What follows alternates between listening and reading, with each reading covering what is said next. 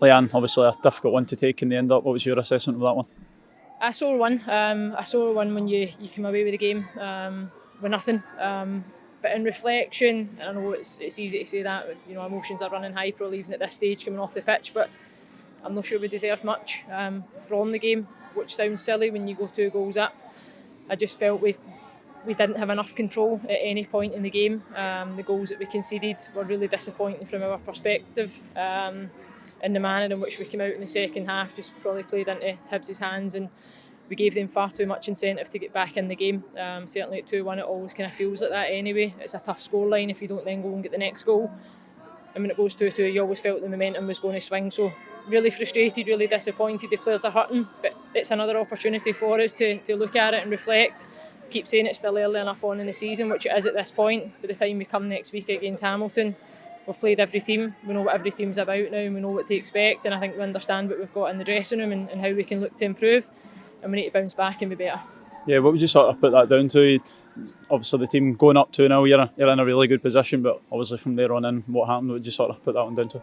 I think for us we're still trying to find a rhythm in terms of the team and managing games and moments and understanding our strengths and weaknesses. And again, it's maybe an easy thing to say, but when you look at the Hibs side that we come up against today, they were champions last season for very good reason. They've had a really settled pre-season, kept most of their squad together.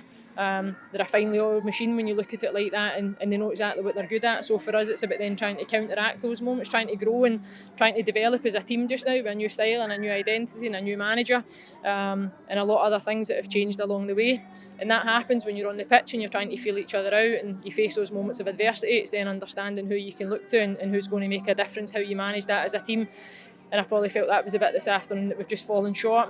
We didn't know and understand how to problem solve it just quick enough in those moments, and we allowed ourselves to get dragged into ultimately a physical battle, which for Hibs that then becomes a really good afternoon for them and how they play and how they turn the ball over and look to try and play in your half. So we're still growing, we're still developing. There was still some really positive moments within the game, and we'll look to try and pick those out tomorrow and use that as a foundation to build. Yeah, it's obviously difficult to speak on positives after a result like that, but looking on the flip side, the likes of Leah Eddy getting a first start of the season, Lee coming in for a debut as well, players coming back, it's only going to help you for moving forward. Yeah, look, and that seems to be the story just now. We're at match day 8 in the league, and those are the same types of conversations that you and I have after every game. So we'll get to a point now where it won't be a first for players coming back in, and that we'll have those injured players back and we'll have a bit more consistency. We can probably look to the international window as a realistic opportunity to come out of that in a much stronger place. So we'll look to come through Hamilton next week and certainly take the positives. Leah being back on the pitch is excellent. Wenza coming in at full-back. I think you could tell though that she started to tire, and physically it was clear that she hadn't played a lot of football. So those are the types of moments you have to then take Leah out of the game.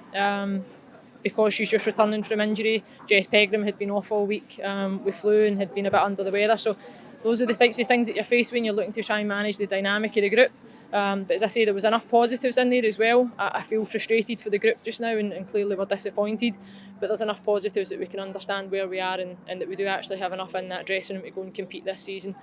So hopefully we'll do that. Yeah, just lastly, how do you sort of, I suppose, looking back on this during the week, regroup and I suppose go again? It'll be heading into that first international break after that Hamilton game. Yeah, look, we're really looking forward to the game next week against Hamilton. We know we're at home again. It's another opportunity and a strong opportunity for us to round off this amount of fixtures this side of the international break. And then obviously we'll wish the ones that are going off all the very best, and hopefully we can have them returned fit and well. We'll look after the players that will remain, and we'll look to work on things. I think physically we can still do more as well. When you look at how disrupted pre-season had been for the group and how much change had happened over that period, I still think physically we've got levels that we can go and try and match and get to.